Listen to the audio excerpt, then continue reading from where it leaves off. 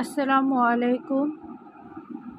আজকে আমাদের দুপুরের খাবারের মেনুতে ছিল আমার বাচ্চাদের খুব পছন্দের একটি খাবার, সেটা হচ্ছে পোলাও চালের খুদ দিয়ে পাকানো ভৌয়া ভাত, যাকে আঞ্চলিক ভাষায় ভৌয়া বলা হয়। কার কার বাসায় কী নামে ডাকেন আমি জানি না, অনেকে অনেক নামে ডাকে।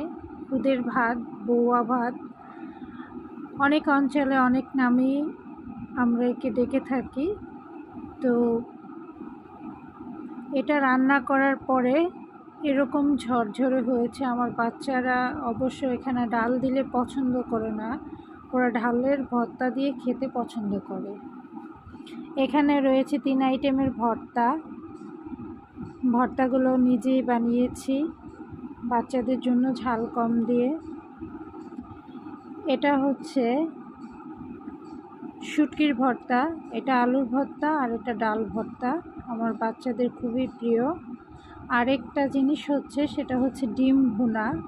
ওদের বৌয়া ভাতের সাথে ডিম ভুনা না হলে না হয়, এরকম একটা ব্যাপার। তো আমার বাচ্চাদের পছন্দনীয় খাবারটাই আজকে মেনুতে ছিল।